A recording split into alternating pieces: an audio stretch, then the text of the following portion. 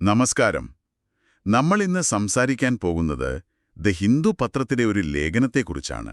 കൂടെ learners IASന്റെ study നോട്ട്സുമുണ്ട്. ചിന്താ സ്വാതന്ത്ര്യവും ജനാധിപത്യവും തമ്മിലുള്ളൊരു ബന്ധം, അതാണ് വിഷയം. അതെ.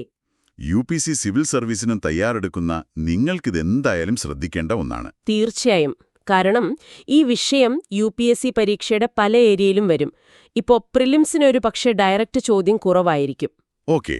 എന്നാലും ആർട്ടിക്കിൾ 19, അതായത് അഭിപ്രായ സ്വാതന്ത്ര്യം, അങ്ങനെയുള്ള കാര്യങ്ങൾ അറിയണമല്ലോ. ശരി. പക്ഷേ മെയിൻസിലേക്ക് വരുമ്പോ ഇതിന് നല്ല പ്രാധാന്യമുണ്ട്. അതെങ്ങനെയാണ്? മെയിൻസിൽ എവിടേക്ക് വരും? മെയിൻസിന് പറഞ്ഞാല് GS പേപ്പർ 1 സാമൂഹിക ശാക്തീകരണമൊക്കെ പറയുമ്പോൾ ഉപയോഗിക്കാം. പിന്നെ GS പേപ്പർ 2. ഭരണഘടന. അതെ, ഇന്ത്യൻ ഭരണഘടന, മൗലികാവകാശങ്ങൾ, സിവിൽ സമൂഹത്തിന്റെ പങ്ക്, ഇതൊക്കെ വരുമ്പോൾ കണക്ട് ചെയ്യാം. പിന്നെ GS പേപ്പർ 4, എത്തിക്സ്. എത്തിക്സിലോ? അവിടെ മാനുഷിക മൂല്യങ്ങൾ, മനസാക്ഷി, ബോധ്യത്തോടെയുള്ള ധൈര്യം, പിന്നെ സിവിൽ സർവീസിന്റെ അടിസ്ഥാന മൂല്യങ്ങൾ, ഇതിനൊക്കെ ബന്ധമുണ്ട്. essay പേപ്പറിലും വരാം. ശരി. അപ്പോൾ നമുക്ക് ഇതിലേക്ക് കുറച്ചുകൂടി ആഴത്തിൽ നോക്കാമല്ലേ? ഈ ലേഖനത്തിലെ പ്രധാനപ്പെട്ട കാര്യങ്ങൾ എന്തൊക്കെയാണ്? ലേഖനം തുടങ്ങുന്നത് തന്നെ ഇപ്പോൾ ലോകത്ത് പലയിടത്തും, പ്രത്യേകിച്ച് യൂണിവേഴ്സിറ്റികളിൽ, അക്കാഡമിക് ഇടങ്ങളിൽ. അതെ, അക്കാഡമിക് ഇടങ്ങളിൽ ഒരു ബൗദ്ധിക സ്വാതന്ത്ര്യം കുറഞ്ഞുവരുന്നു എന്നൊരാശങ്ക പങ്കുവെച്ചുകൊണ്ടാണ്. അത് ശരിയാണ്. റോസ ലക്സംബർഗിന്റെ ആ ഒരു വാചകം ഓർമ്മ വരുന്നു. വ്യത്യസ്തമായി ചിന്തിക്കുന്നവന്റെ സ്വാതന്ത്ര്യമാണ് യഥാർത്ഥ സ്വാതന്ത്ര്യമെന്ന് പറഞ്ഞത്. അതെ, അത് തന്നെ. ലേഖനം അതാണ് ഊന്നിപ്പറയുന്നത്. വിമർശനാത്മകമായ ചോദ്യങ്ങൾ ചോദിക്കുന്ന സ്റ്റുഡൻസിനെയും ടീച്ചർമാരെയും ഒക്കെ നിശബ്ദരാക്കുന്നൊരു ട്രെൻഡ് കൂടുന്നുണ്ട്. അത് ശരിക്കും ആശങ്കാജനകമാണ്. ഹന്ന ആരൻഡ് പറഞ്ഞ ഒരു കാര്യമുണ്ട്. എന്താണത്? ഇങ്ങനെ വരുമ്പോ പൗരന്മാർ പൊതുജീവിതത്തിൽ നിന്ന് പതിയെ പിൻവാങ്ങും, എന്നിട്ട് സ്വന്തം കാര്യങ്ങളിലേക്ക് ഒതുങ്ങിക്കൂടും. ഒരുതരം ഒഴിഞ്ഞുമാറല്. അതെ. ഈ സ്വതന്ത്രമായ സംവാദങ്ങളെ അടിച്ചമർത്തുന്നത് സമൂഹത്തിന് സ്വയം പുതുക്കാനുള്ള ഒരു കഴിവുണ്ടല്ലോ, അതിനെ ഇല്ലാതാക്കും. ഇതില് വിമർശനങ്ങളെ ദേശവിരുദ്ധം എന്ന് ലേബൽ ചെയ്യുന്നതിനെക്കുറിച്ചും പറയുന്നുണ്ടല്ലോ. അതെങ്ങനെയാണ് ജനാധിപത്യത്തെ ബാധിക്കുന്നത്? അത് ജനാധിപത്യത്തെ ശരിക്കും ദുർബലപ്പെടുത്തും. കാരണം ഈ സ്വതന്ത്ര ചിന്തയെ ഇല്ലാതാക്കുന്നത് വഴി നോം ചോംസ്കി പറഞ്ഞൊരു കാര്യമുണ്ട്, മാനുഫാക്ചർഡ് കൺസെന്റ്. അതെ, മാനുഫാക്ചർഡ് കൺസെന്റ്. അതായത് ഒരു കൃത്രിമമായി ഉണ്ടാക്കിയെടുക്കുന്ന പൊതുസമ്മതി, അതിലേക്ക് കാര്യങ്ങളെത്തും. പുറമേ നോക്കുമ്പോൾ ജനാധിപത്യം പോലെ തോന്നും, പക്ഷെ അതിന്റെ ഉള്ളിൽ അതായിരിക്കില്ല. ഭയത്തിൽ നിന്നുണ്ടാകുന്നൊരു ഐക്യം, അതൊരിക്കലും യഥാർത്ഥ ഐക്യമല്ലല്ലോ. വാഗ്ലാവ് ഹാവൽ പറഞ്ഞിട്ടില്ലേ, ഈ അടിച്ചമർത്തലിനെതിരെ സത്യത്തിൽ ജീവിക്കുക എന്നത് തന്നെ ഒരു രാഷ്ട്രീയ നിലപാടാണെന്ന്. Living in truth. ശരിയാണ്. അപ്പോ പ്രിലിംസിന് ഉപകാരപ്പെടുന്ന ചില പ്രധാനപ്പെട്ട ആശയങ്ങൾ ഇതിൽ നിന്ന് എടുക്കാൻ പറ്റുമല്ലോ. എന്തൊക്കെയാണത്? പ്രധാനമായിട്ടും ഒരു 5 കാര്യങ്ങൾ ശ്രദ്ധിക്കാം. 1, ഇന്റലക്ച്വൽ ഫ്രീഡം അഥവാ ബൗദ്ധിക സ്വാതന്ത്ര്യം. ഓക്കെ. അതായത് നിയന്ത്രണമില്ലാതെ സ്വന്തം ആശയങ്ങൾ ഉണ്ടാക്കാനും സ്വീകരിക്കാനും അത് പ്രചരിപ്പിക്കാനുമുള്ള അവകാശം. ശരി. രണ്ടാമത്തേത്? റോസ ലക്സംബർഗിന്റെ ആ വാചകം തന്നെ, freedom is for the one who thinks differently, വിയോജിക്കാനുള്ള അവകാശം. മൂന്നാമത്തേത്? ഹന്ന ആരൻഡ് പറഞ്ഞത്. അതെ, ബനാലിറ്റി ഓഫ് ഈവിൾ. അതായത് നമ്മൾ ചെയ്യുന്ന കാര്യങ്ങളുടെ ധാർമ്മികതയെക്കുറിച്ച് ചിന്തിക്കാതിരിക്കുന്നത്, ചോദ്യം ചെയ്യാതിരിക്കുന്നത്, സാധാരണക്കാരെ പോലും വലിയ തെറ്റുകളുടെ ഭാഗമാക്കാം എന്നുള്ളൊരാശയം. ശരി. നാലാമതായി നോം ചോംസ്കി, മാനിപ്പുലേറ്റഡ് കൺസെന്റ്. ഭരണകൂടങ്ങൾ മീഡിയയെയും മറ്റും ഉപയോഗിച്ച് അവരുടെ നയങ്ങൾക്ക് കൃത്രിമമായി ഒരു ജനപിന്തുണ ഉണ്ടാക്കിയെടുക്കുന്ന രീതി. ഓക്കെ. അവസാനമായി വാക്ലാവ് ഹാവലിന്റെ ആശയം, ലിവിങ് ഇൻ ട്രൂത്ത്. അതായത് ഭരണകൂടം പറയുന്ന നുണകളിൽ പങ്കുചേരാതെ സ്വന്തം സത്യത്തിൽ ഉറച്ചു നിൽക്കുന്നതന്നെ ഒരു രാഷ്ട്രീയ പ്രതിരോധമാണ് എന്ന ചിന്ത. ഓക്കെ. അപ്പോൾ ഈ 5 ആശയങ്ങൾ പ്രിലിംസിനും പ്രധാനമാണ്. ഇനി മെയിൻസിന്റെ കാഴ്ചപ്പാടിൽ നോക്കിയാലോ? ഇത് ആഗോളതലത്തിലുള്ള കാര്യമാണെങ്കിലും ഇന്ത്യൻ സാഹചര്യത്തിൽ ഇതിന് എങ്ങനെയാ പ്രസക്തി വരുന്നത്? തീർച്ചയായും പ്രസക്തിയുണ്ട്. ഇപ്പം നമ്മുടെ നാട്ടിലും സർവകലാശാലകളിലെ അഭിപ്രായ സ്വാതന്ത്ര്യത്തെക്കുറിച്ചുള്ള ചർച്ചകൾ നടക്കുന്നുണ്ടല്ലോ. അതുപോലെ വിമർശിക്കുന്നവരെ ദേശവിരുദ്ധരായിട്ടൊക്കെ ചിത്രീകരിക്കുന്നതും മാധ്യമങ്ങൾക്ക് മേലുള്ള സമ്മർദ്ദങ്ങളും, ഇതൊക്കെ ഇവിടെയും കാണുന്ന ചില കാര്യങ്ങളാണ്. പക്ഷേ നമ്മുടെ ഭരണഘടന ആർട്ടിക്കിൾ 19 വെച്ച് അഭിപ്രായ സ്വാതന്ത്ര്യം തരുന്നുണ്ടല്ലോ. അപ്പൊ പിന്നെന്താണ് പ്രശ്നം? അത് ശരിയാണ്. ആർട്ടിക്കിൾ 19 അത് ഉറപ്പു നൽകുന്നുണ്ട്. പക്ഷെ അതിൽ പറയുന്ന ന്യായമായ നിയന്ത്രണങ്ങൾ അല്ലെങ്കിൽ റീസണബിൾ റെസ്ട്രിക്ഷൻസ് ഉണ്ടല്ലോ. ഒരു വ്യവസ്ഥ പലപ്പോഴും ഈ വിയോജിപ്പുകളെ അടിച്ചമർത്താൻ വേണ്ടി ഉപയോഗിക്കുന്നു എന്നൊരു വിമർശനം നിലവിലുണ്ട്. എന്ത് കാരണങ്ങൾ പറഞ്ഞിട്ടാണ് ഈ നിയന്ത്രണങ്ങൾ വരുന്നത്? സാധാരണയായിട്ട് ദേശീയ സുരക്ഷ അല്ലെങ്കിൽ വിദ്വേഷ പ്രസംഗം തടയണം, ക്രമസമാധാനം നിലനിർത്തണം, പിന്നെ ഭാരതീയ സംസ്കാരം സംരക്ഷിക്കണം എന്നൊക്കെ പറയാറുണ്ട്.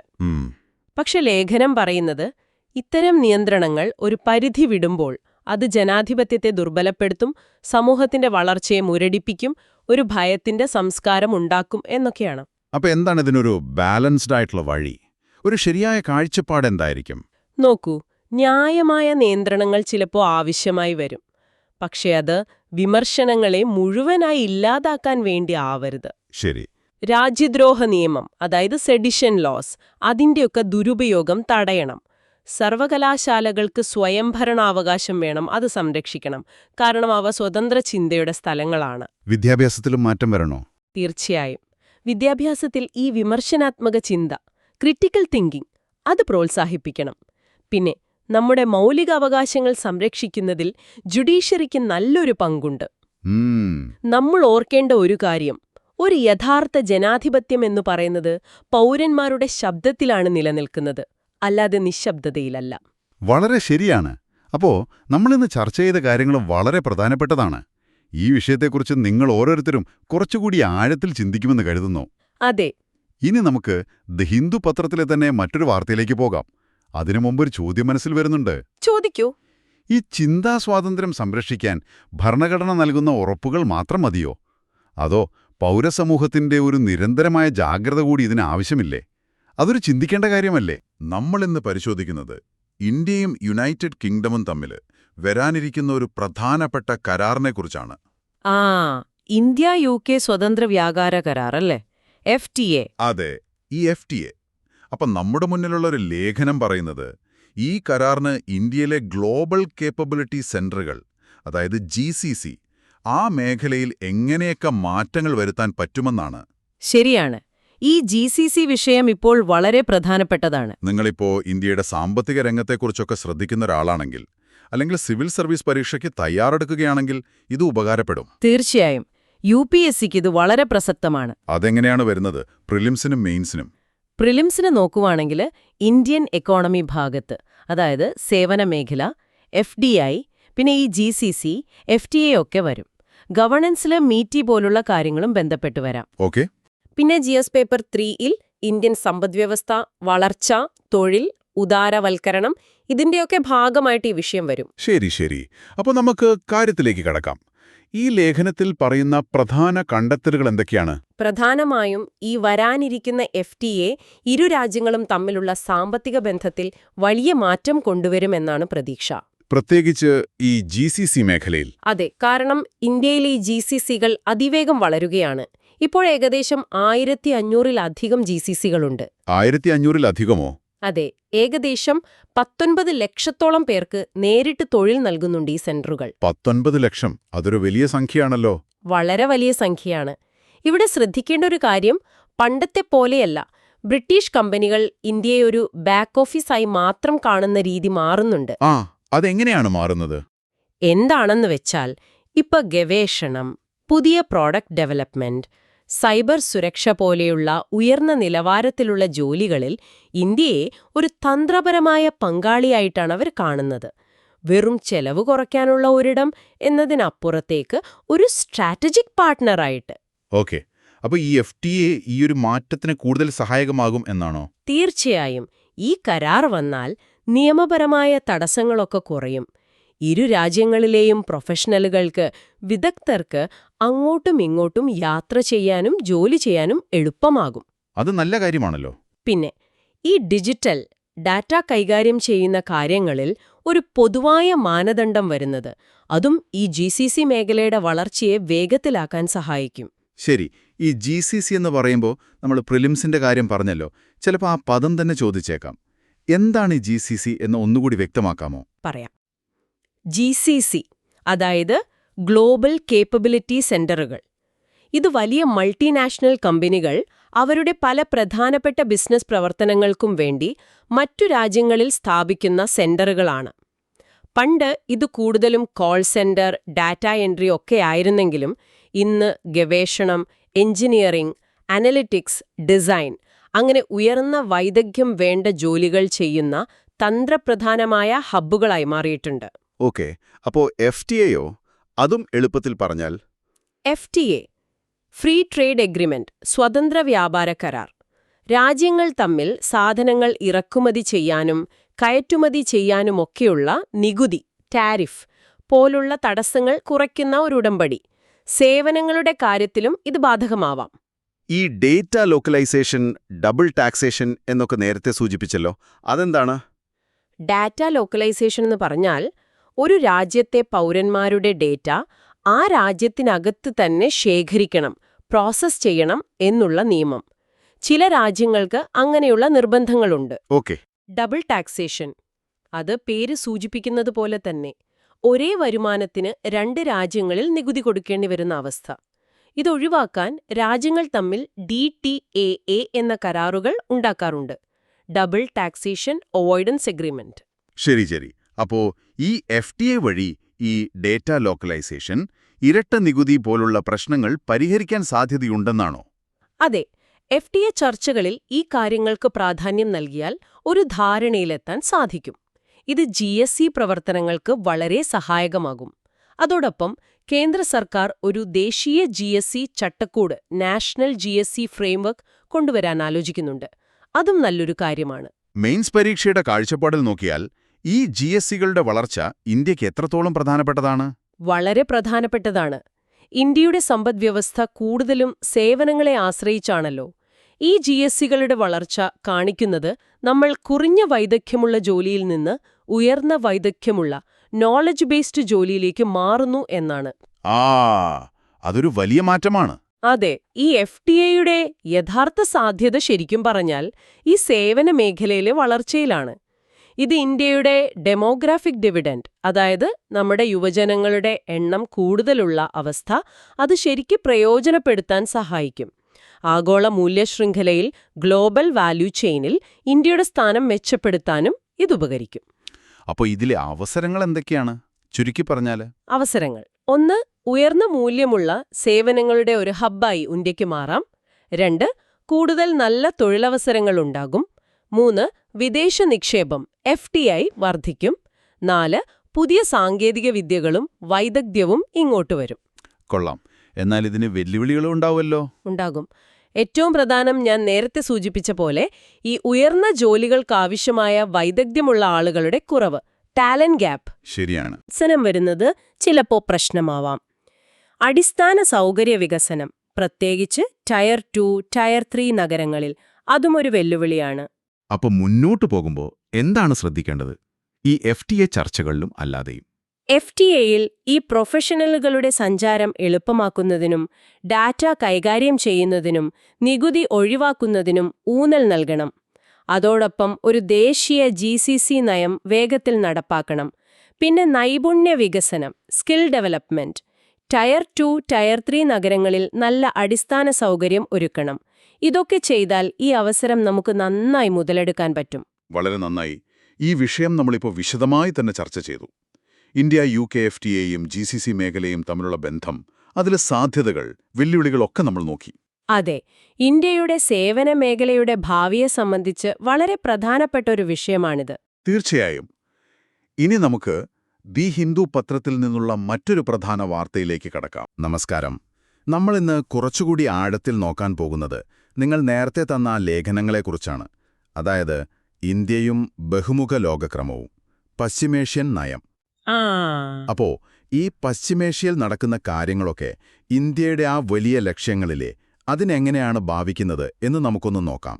തീർച്ചയായും ഇത് വളരെ പ്രധാനപ്പെട്ട ഒരു വിഷയമാണ്, പ്രത്യേകിച്ചും സിവിൽ സർവീസ് പരീക്ഷ എഴുതുന്നവർക്ക്. അതെ അതെ. പ്രിലിംസിന് അന്താരാഷ്ട്ര ബന്ധങ്ങൾ, ഇന്ത്യയുടെ വിദേശ നയം, ഈ ബഹുമുഖ ലോകക്രമം, പശ്ചിമേഷ്യ, ഇതൊക്കെ വരും. പിന്നെ മെയിൻസിന് GS പേപ്പർ 2 ഇല്ലേ, ഇന്ത്യയും അയൽ രാജ്യങ്ങളും, പിന്നെ ഈ പ്രാദേശിക ആഗോള കൂട്ടായ്മകൾ, വലിയ രാജ്യങ്ങളുടെ നയങ്ങൾ നമ്മളെ എങ്ങനെ ബാധിക്കുന്നു എന്നൊക്കെ, അതിലൊക്കെ ഇത് വരാം. ഓക്കെ. അപ്പോ ഈ ലേഖനങ്ങളിലെ പ്രധാന കണ്ടെത്തൽ, അതിന്റെ ഒരു കാതൽ എന്താണ്? പ്രധാന കാര്യം എന്താന്ന് വെച്ചാൽ ഈ അമേരിക്ക, ഇസ്രായേൽ, ഇറാൻ ഒരു യുദ്ധത്തിനുള്ള സാധ്യതയില്ലേ, അത് പൂർണ്ണമായിട്ടും തള്ളിക്കളയാൻ പറ്റില്ല. ശരിയാണ്. അങ്ങനെയൊന്ന് സംഭവിച്ചാൽ അത് ഇന്ത്യയുടെ സാമ്പത്തിക വളർച്ചയ്ക്കും നമ്മളൊരു വൻ ശക്തിയാകാൻ ശ്രമിക്കുന്നുണ്ടല്ലോ, അതിനൊക്കെ ഒരു വലിയ തടസ്സമാവും. ഉം. അതിനേക്കാൾ ചിലപ്പോൾ പ്രധാനപ്പെട്ട ഒരു കാര്യം, ഇറാനിലൊരു ഭരണമാറ്റം വരികയാണെങ്കിൽ സ്വാഭാവികമായും അമേരിക്കൻ സ്വാധീനം കൂടും. ആ അത് സംഭവിച്ചാൽ പശ്ചിമേഷ്യയിൽ അമേരിക്കയ്ക്ക് നല്ലൊരു മേധാവിത്വം കിട്ടും. അതിന്റെ ഒരു പ്രശ്നം എന്താണെന്ന് വെച്ചാൽ, ഇന്ത്യയ്ക്ക് ആ മേഖലയിൽ സ്വന്തമായി കളിക്കാനുള്ള ഒരു സ്പേസ്, ആ ഒരു തന്ത്രപരമായ സ്വാധീനം, സ്ട്രാറ്റജിക് ഫുട്പ്രിന്റ് എന്ന് പറയില്ലേ, സ്ട്രാറ്റജിക് ഫുട്പ്രിന്റ്. അത് വർദ്ധിപ്പിക്കാനുള്ള നമ്മുടെ കഴിവ് കുറയും. അതായത് അമേരിക്ക അവിടെ കൂടുതൽ ശക്തമായാൽ ഇന്ത്യയുടെ ആ ഒരു പ്രവർത്തന സ്വാതന്ത്ര്യം ചുരുങ്ങും. അപ്പോ നിങ്ങൾ പറയുന്നത് ലോകം എങ്ങനെ പോകണമെന്ന കാര്യത്തിൽ ഇന്ത്യയ്ക്കും പാശ്ചാത്യ രാജ്യങ്ങൾക്കും, പ്രത്യേകിച്ച് അമേരിക്കയ്ക്കും രണ്ടഭിപ്രായമാണെന്നാണ്. അല്ലെ, അത് വളരെ വ്യക്തമാണ്.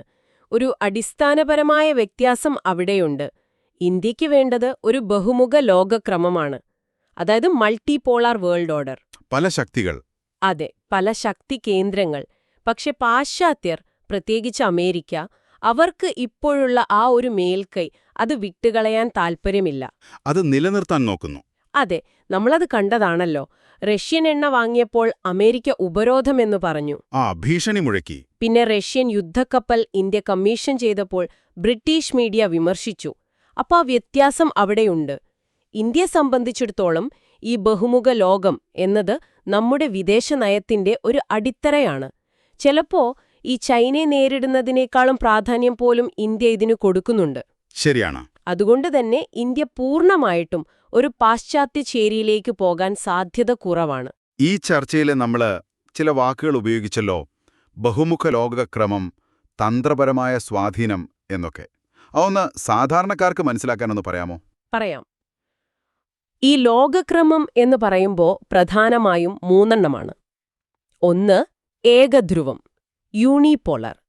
അതായത് ഒരൊറ്റ ശക്തി, ശീതയുദ്ധം കഴിഞ്ഞപ്പോൾ അമേരിക്ക മാത്രമായ പോലെ.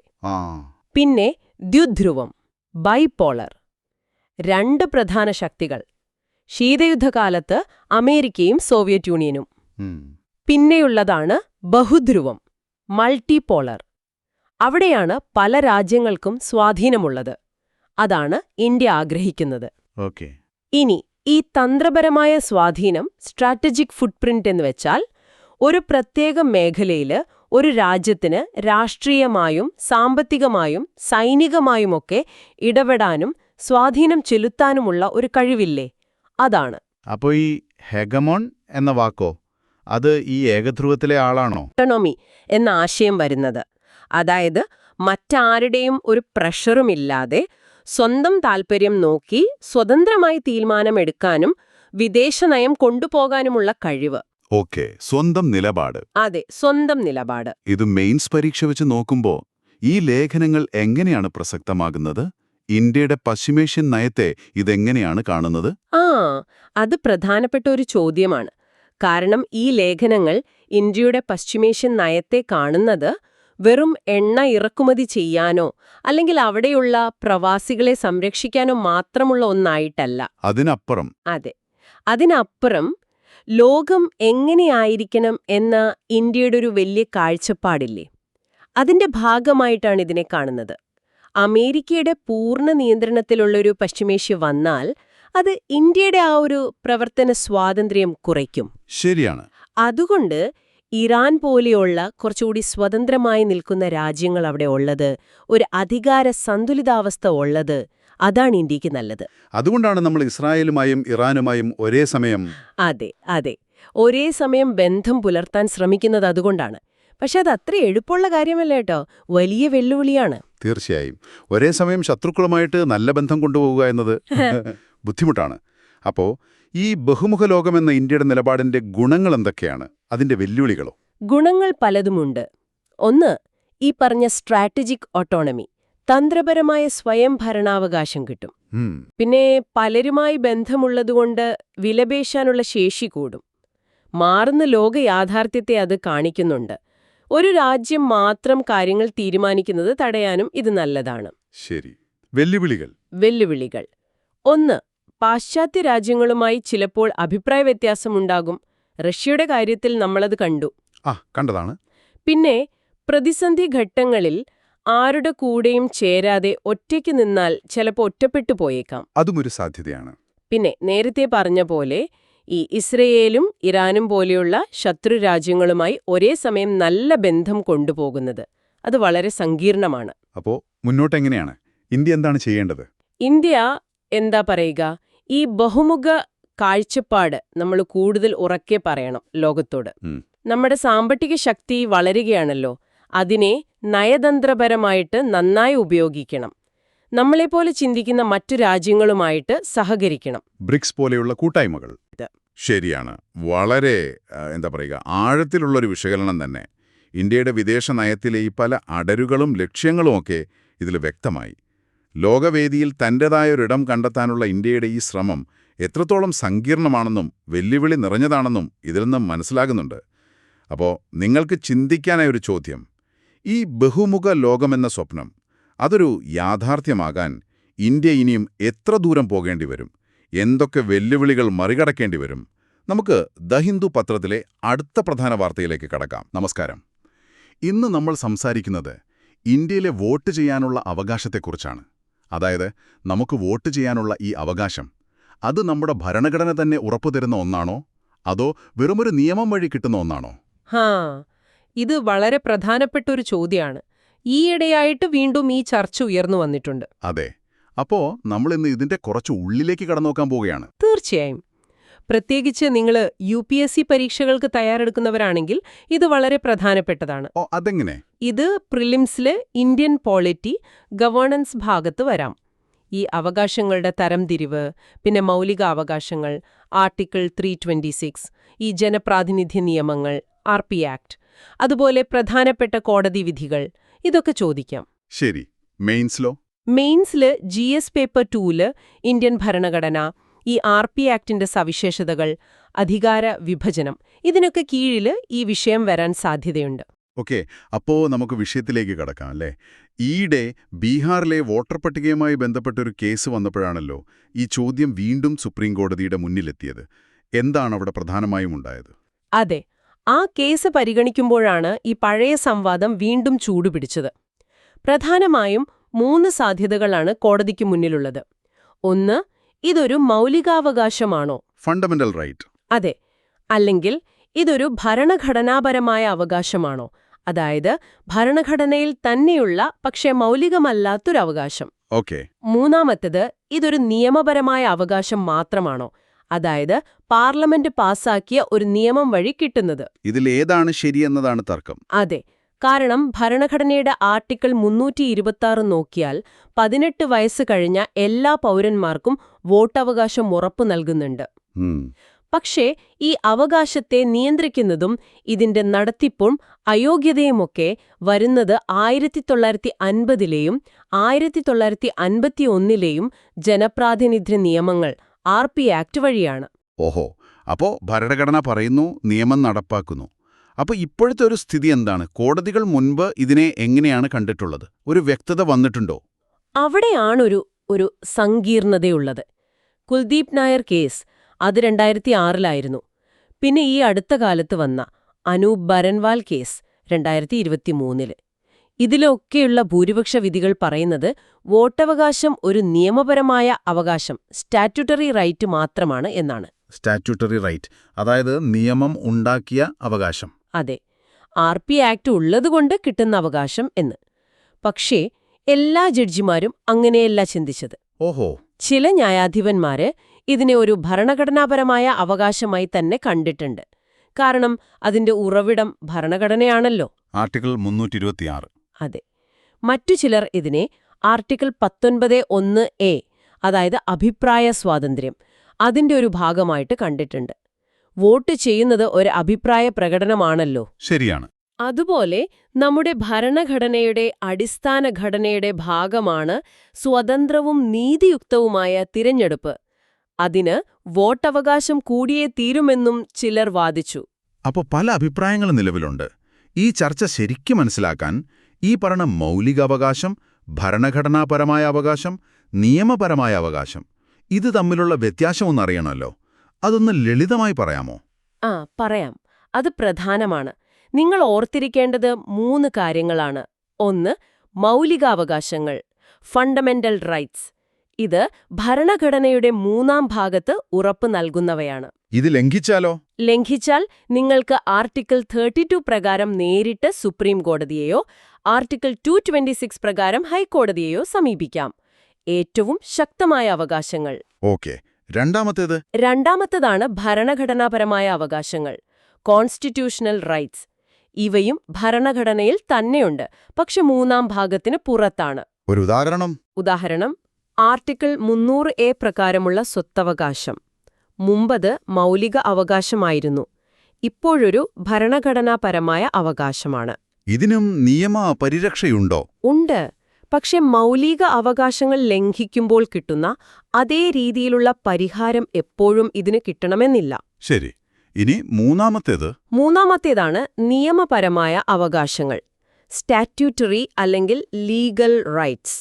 ഇത് പാർലമെന്റോ സംസ്ഥാന നിയമസഭകളോ പാസാക്കുന്ന സാധാരണ നിയമങ്ങൾ വഴി കിട്ടുന്നതാണ്. അതായത് ആ നിയമം മാറ്റിയാൽ അവകാശവും മാറും. അതെ, താരതമ്യേന എളുപ്പത്തിൽ മാറ്റങ്ങൾ വരുത്താം.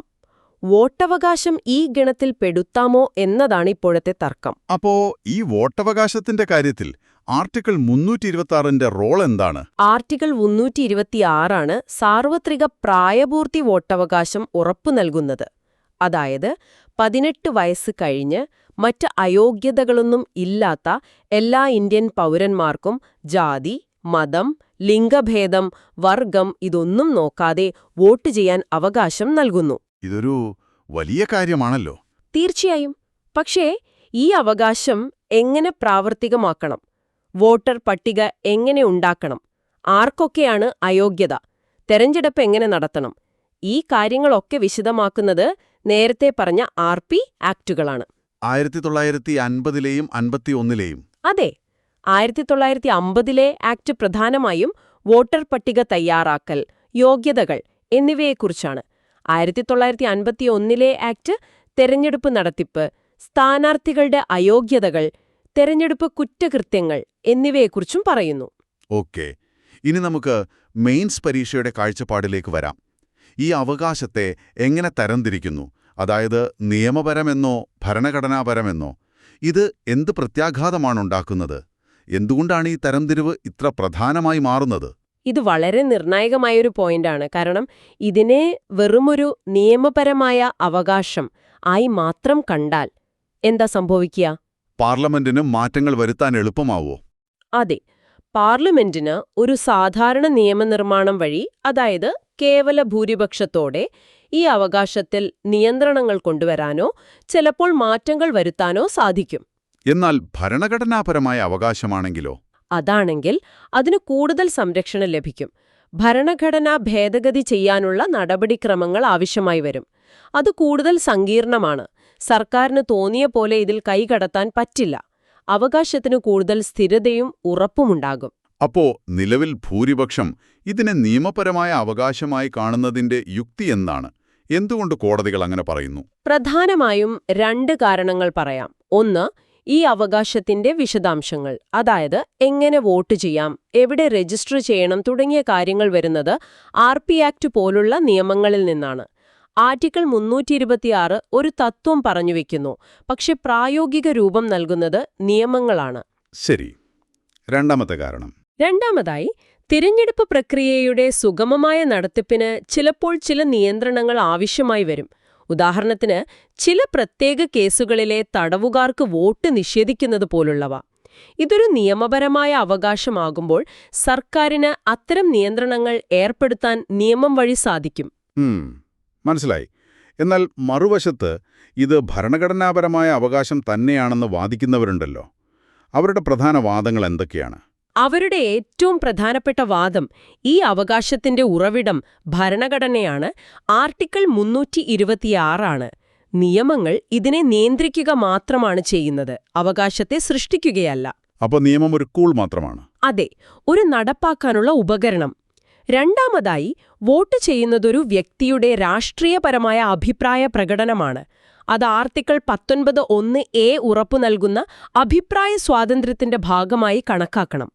അതൊരു പ്രധാന പോയിന്റാണ്. മൂന്നാമതായി, സ്വതന്ത്രവും നീതിയുക്തവുമായ തിരഞ്ഞെടുപ്പ് എന്നത് നമ്മുടെ ഭരണഘടനയുടെ അടിസ്ഥാന ഘടനയുടെ ഭാഗമാണ്.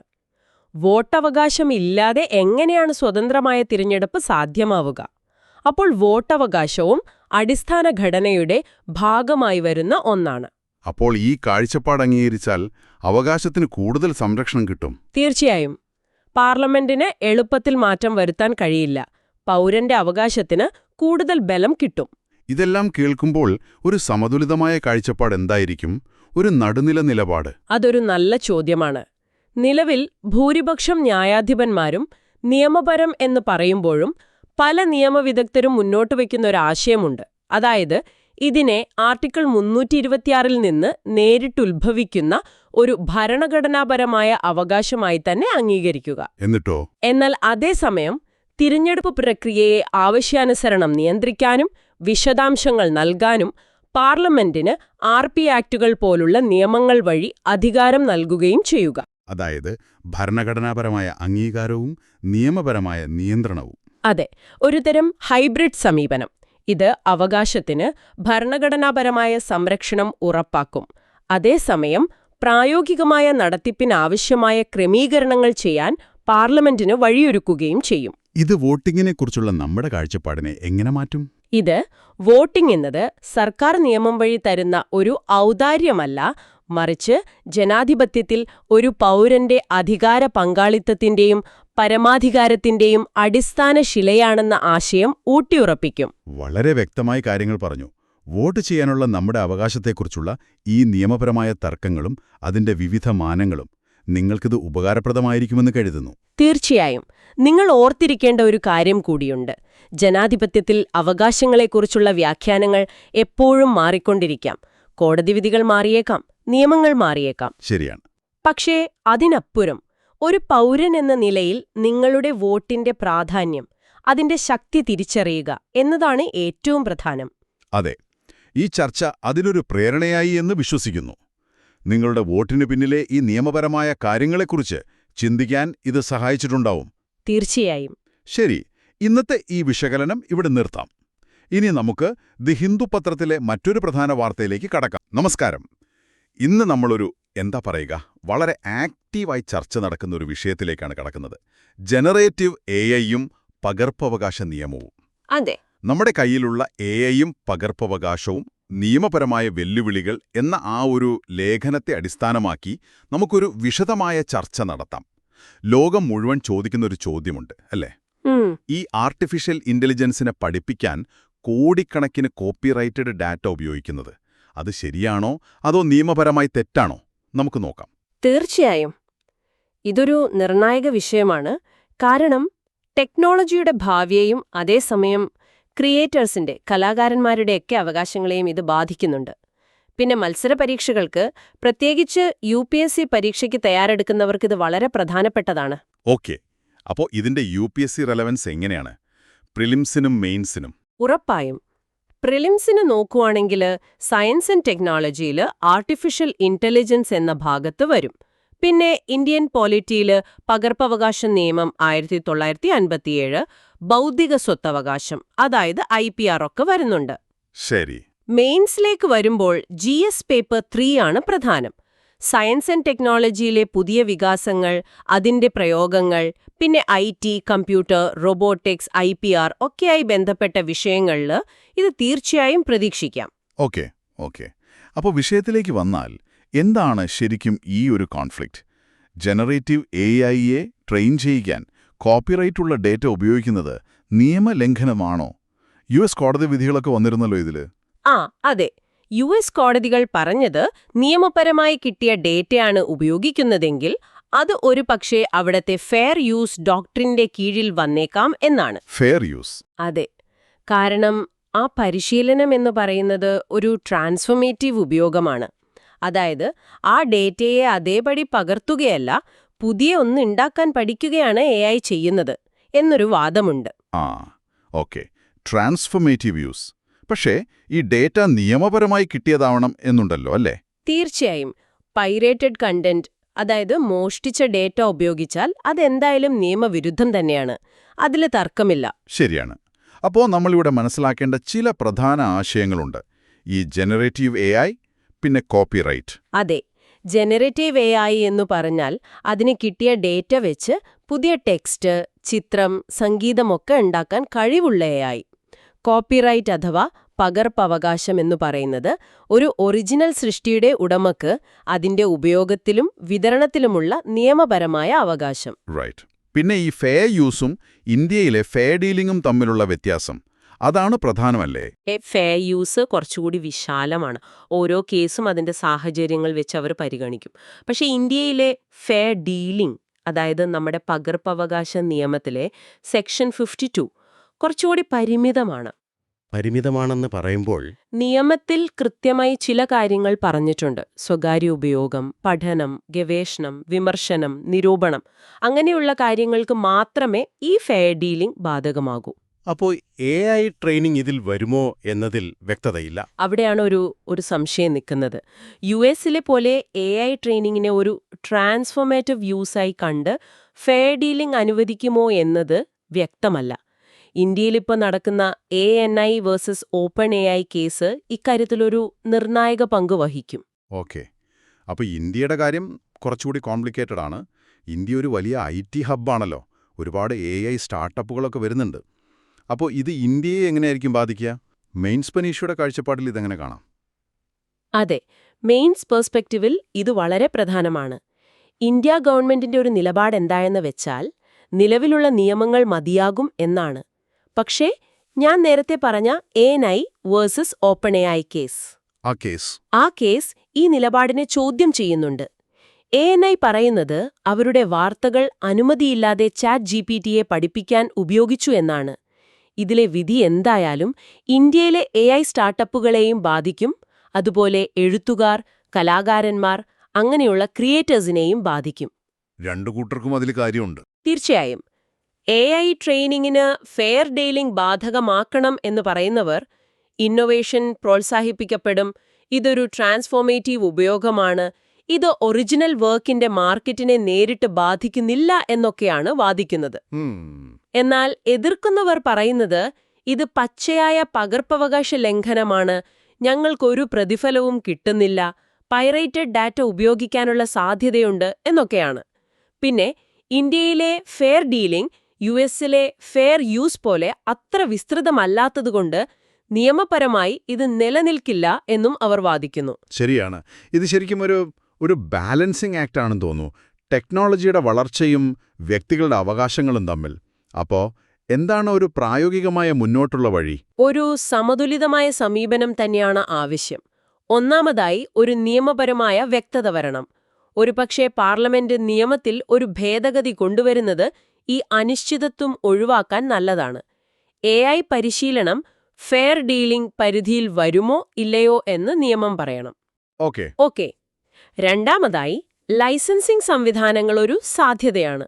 അതായത് AI കമ്പനികൾക്ക് ക്രിയേറ്റേഴ്സിന് ഒരു ഫീസ് നൽകി അവരുടെ ഡേറ്റ ഉപയോഗിക്കാൻ ഒരു ലൈസൻസ് എടുക്കാൻ പറ്റുന്ന ഒരു സിസ്റ്റം. അതൊരു നല്ല ആശയമാണ്. പിന്നെ മൂന്നാമതായി ഡേറ്റ എടുക്കുന്നത് ധാർമ്മികമായിട്ടായിരിക്കണം. ഈ പൈറേറ്റഡ് ഡേറ്റ ഉപയോഗിക്കുന്ന പരിപാടി നിർത്തണം. നവീകരണവും വേണം, അതേസമയം ആൾക്കാരുടെ അവകാശങ്ങൾ സംരക്ഷിക്കുകയും വേണം. ആ ഒരു ബാലൻസ് കണ്ടെത്തണം. അതെ, ആ ബാലൻസ് കണ്ടെത്തുക എന്നതാണ് ഏറ്റവും പ്രധാനം. AI v ഓപ്പൺ AI കേസിന്റെ വിധി ഒരുപക്ഷേ ഇന്ത്യയുടെ ഈ വിഷയത്തിലുള്ള ഭാവി നിലപാട് തീരുമാനിക്കുന്നതിൽ വളരെ പ്രധാനപ്പെട്ട ഒന്നായി മാറും. അതെ, സാങ്കേതികവിദ്യ മുന്നോട്ടു പോകുമ്പോൾ നിയമങ്ങളും അതിനനുസരിച്ച് പരിഷ്കരിക്കപ്പെടേണ്ടി വരും. അപ്പോൾ AIയും പകർപ്പവകാശവും തമ്മിലുള്ള ഈ ഒരു ബന്ധത്തെക്കുറിച്ചും ഇന്ത്യയിലെ നിലവിലെ സംവാദങ്ങളെക്കുറിച്ചും നിങ്ങൾക്കൊരു ഏകദേശ ധാരണ കിട്ടിക്കാണുമെന്ന് കരുതുന്നു. ഇനി നമുക്ക് ദി ഹിന്ദു പത്രത്തിലെ അടുത്ത ഒരു പ്രധാന വാർത്തയിലേക്ക് കടക്കാം. ഇപ്പോൾ നമുക്ക് NSIR ദൗത്യത്തെക്കുറിച്ച് സംസാരിക്കാം. നമ്മളിന്ന് നോക്കുന്നത് നിസാർ, ഭൗമനിരീക്ഷണത്തിലെ നാസ ISRO സംയുക്ത ദൗത്യം എന്ന ലേഖനത്തെ അടിസ്ഥാനമാക്കിയാണ്. ഈ വലിയ സംരംഭം എന്താണെന്നും അതിന്റെ പ്രാധാന്യം എന്താണെന്നും നമുക്കൊന്ന് നോക്കാം. പ്രത്യേകിച്ച് നിങ്ങൾ UPSC പരീക്ഷയ്ക്ക് തയ്യാറെടുക്കുന്ന ആളാണെങ്കിൽ ഇത് വളരെ പ്രധാനപ്പെട്ട ഒരു ടോപ്പിക്കാണ്. പ്രിലിംസിന് സയൻസ് ആൻഡ് ടെക്നോളജിയിൽ ബഹിരാകാശ സാങ്കേതിക വിദ്യ, ഉപഗ്രഹങ്ങൾ, റിമോട്ട് സെൻസിംഗ് ഇതിലൊക്കെ വരും. പിന്നെ പരിസ്ഥിതി, ഭൂവിശാസ്ത്രം, ഭൗമനിരീക്ഷണം, കാലാവസ്ഥാ മാറ്റം, ദുരന്ത നിവാരണം ഇതിലൊക്കെ ഇതിന്റെ പ്രാധാന്യം വരുന്നുണ്ട്. അപ്പോൾ ശരി, നമുക്കിതിലേക്ക് കടക്കാം. എന്താണ് ഈ NSIR? ലേഖനം പറയുന്നത് ഇത് നാസയും ISROയും ഒരുമിച്ച് നിർമ്മിക്കുന്ന ആദ്യത്തെ ഉപഗ്രഹമാണെന്നാണ്. അതെ, അതൊരു വലിയ കാര്യമാണ്. ഒരു സംയുക്ത സംരംഭം. ജൂലൈ 30 വിക്ഷേപണം ശ്രീഹരിക്കോട്ടയിൽ നിന്ന്. GSLV F-16 ഉപയോഗിച്ച്. ഇതൊരു ഭൗമ നിരീക്ഷണ ഉപഗ്രഹമല്ലേ? അതെ, പക്ഷെ ഒരു സാധാരണ ഭൗമ നിരീക്ഷണ ഉപഗ്രഹമല്ല. ഇതിന്റെ ഏറ്റവും വലിയ പ്രത്യേകത ലോകത്തിലാദ്യമായിട്ട് 2 വ്യത്യസ്ത ഫ്രീക്വൻസിയിലുള്ള സിന്തറ്റിക് അപ്പർച്ചർ റഡാർ, അതായത് SAR, ഒരുമിച്ച് ഉപയോഗിക്കുന്നു എന്നതാണ്. ഓ, ഡ്യുവൽ ഫ്രീക്വൻസി സാർ. അതെ, നാസയുടെ L ബാൻഡ് റഡാറും ISROയുടെ S ബാൻഡ് റഡാറും. ഇത് സാങ്കേതികമായി വളരെ മുന്നിലുള്ള ഒന്നാണ്. ശരി, ഇത് സ്ഥാപിക്കുന്നത് 743 കിലോമീറ്റർ ഉയരത്തിലുള്ള ഒരു സൺ സിങ്ക്രോണസ് ഭ്രമണപഥത്തിലാണ്. പിന്നെ ഓരോ 12 ദിവസം കൂടുമ്പോഴും ലോകം മുഴുവൻ സ്കാൻ ചെയ്യും. അതും രാവും പകലും ഏത് കാലാവസ്ഥയിലും. അതാണല്ലോ ഏറ്റവും പ്രധാനം. മേഘങ്ങളൊന്നും ഒരു പ്രശ്നമല്ല. കൃത്യമായി. ആ കഴിവാണ് ഇതിനെ ഇത്രയധികം പ്രധാനപ്പെട്ടതാക്കുന്നത്.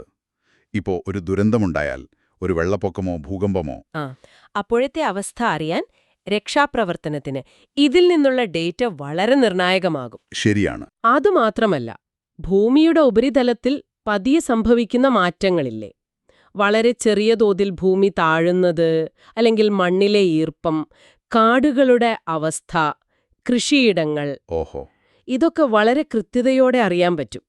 ശരിക്കും പറഞ്ഞാൽ നമ്മുടെ ഭൂമിയുടെ ഒരു ലൈവ് ഹെൽത്ത് റിപ്പോർട്ട് കിട്ടുന്നത് പോലെ. ഈ വിവരങ്ങൾ നമ്മുടെ ഗ്രഹത്തെക്കുറിച്ച് കൂടുതൽ മനസ്സിലാക്കാൻ നിങ്ങളെ ഒരുപാട് സഹായിക്കും. അപ്പോൾ ഈ സാങ്കേതികവിദ്യയാണ് ഇതിന്റെ കാതൽ, അല്ലേ? UPSC പ്രിലിംസിന് തയ്യാറെടുക്കുന്നവർക്ക് ഈ ആശയങ്ങൾ പ്രധാനമാണ്. നമുക്ക് സാറിൽ തുടങ്ങാം. സിന്തറ്റിക് അപ്പർച്ചർ റഡാർ എന്താണിതിന്റെ പ്രത്യേകത? സാർ എന്ന് പറഞ്ഞാൽ ഇത് സാധാരണ ക്യാമറ പോലെയല്ല പ്രവർത്തിക്കുന്നത്. ഇത് സ്വന്തമായി മൈക്രോവേവ് സിഗ്നലുകൾ താഴേക്ക് അയക്കും. അത് ഭൂമിയിൽ തട്ടി തിരിച്ചു വരുന്നത് പിടിച്ചെടുത്തിട്ടാണ് ചിത്രങ്ങൾ ഉണ്ടാക്കുന്നത്. അപ്പോൾ ഇതിന് മേഘങ്ങളെയും മഴയെയും ഇരുട്ടിനെ പോലും ഭേദിച്ച് ഭൂമിയുടെ ഉപരിതലം കാണാൻ പറ്റും. ഓക്കെ, അപ്പോൾ 2D 3D ചിത്രങ്ങൾ വരെ ഉണ്ടാക്കാം. ആണ്. ശരി, ഇനിയിപ്പോ ഈ L ബാൻഡ് S ബാൻഡ് റഡാറുകൾ രണ്ടും ഒരുമിച്ച് ഉപയോഗിക്കുന്നതിന്റെ ഗുണമെന്താണ്? അതാണ് ഇതിലെ ഇന്നൊവേഷൻ. L ബാൻഡിന് തരംഗദൈർഘ്യം കൂടുതലാണ്. അതുകൊണ്ട് അതിന് കൂടുതൽ ആഴത്തിലേക്ക് തുളച്ചു കയറാൻ പറ്റും. മരങ്ങൾക്കിടയിലൂടെ, ഭൂമിയുടെ ഉപരിതലത്തിലേക്ക്, മണ്ണിനടിയിലേക്ക്. ഓഹോ, അപ്പം മണ്ണിന്റെ ഈർപ്പം, മരങ്ങളുടെ ബയോമാസ് ഒക്കെ അറിയാൻ പറ്റും. അതെ. S ബാൻഡ് ആണെങ്കിൽ തരംഗദൈർഘ്യം കുറവാണ്. അത് കൂടുതൽ ഉപരിതലത്തിലെ കാര്യങ്ങൾക്കാണ് നല്ലത്. നേരിയ സസ്യജാലങ്ങൾ, മഞ്ഞുവീഴ്ച, പിന്നെ കൃഷിയുമായി ബന്ധപ്പെട്ട കാര്യങ്ങൾ. അപ്പൊ രണ്ടും കൂടി ചേരുമ്പോൾ ഒരു കംപ്ലീറ്റ് ചിത്രം കിട്ടും. എക്സാക്ട്ലി. ഉപരിതലവും അതിന് തൊട്ടു താഴെയുള്ള കാര്യങ്ങളും ഒരേ സമയം മനസ്സിലാക്കാൻ പറ്റും. ഒരു എക്സ്റേയും ഒരു ഹൈ റെസല്യൂഷൻ ഫോട്ടോയും ഒരുമിച്ച് കിട്ടുന്നത് പോലെ.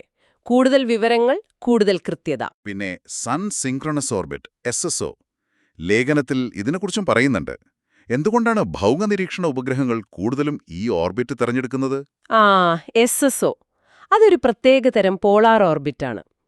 ഇതിന്റെ പ്രത്യേകത എന്താണെന്ന് വെച്ചാൽ, ഈ ഓർബിറ്റിലുള്ള ഉപഗ്രഹം ഭൂമിയിലെ ഏത് സ്ഥലത്തിനു മുകളിലൂടെ എപ്പോൾ പോയാലും അവിടുത്തെ ലോക്കൽ ടൈം ഏകദേശം ഒന്നുതന്നെയായിരിക്കും.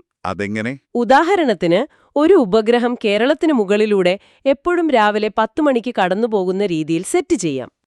അപ്പോൾ അതിന്റെ ഗുണം, ഓരോ തവണ ഫോട്ടോ എടുക്കുമ്പോഴും സൂര്യന്റെ സ്ഥാനം, വെളിച്ചം, നിഴലുകൾ ഇതൊക്കെ ഏകദേശം ഒരുപോലെയിരിക്കും.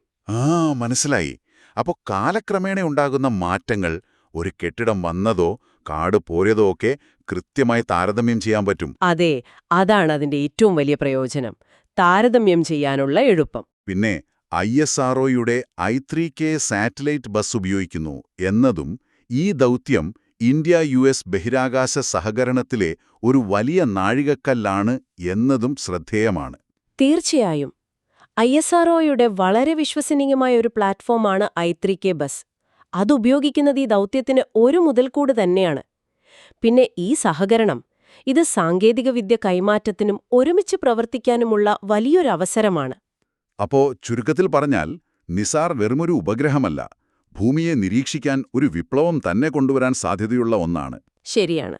ഈ ഡ്യുവൽ ഫ്രീക്വൻസി റഡാർ ഉപയോഗിച്ച് നമ്മുടെ ഗ്രഹത്തിലെ മാറ്റങ്ങൾ, അത് വലിയ ദുരന്തങ്ങളാവാം, അല്ലെങ്കിൽ കാലാവസ്ഥാ വ്യതിയാനം പോലെ പതിയെ സംഭവിക്കുന്ന കാര്യങ്ങളാവാം, ഉം, ഇതൊക്കെ മുമ്പത്തേക്കാളും എത്രയോ വ്യക്തമായി സമഗ്രമായി പഠിക്കാൻ നമുക്ക് സാധിക്കും.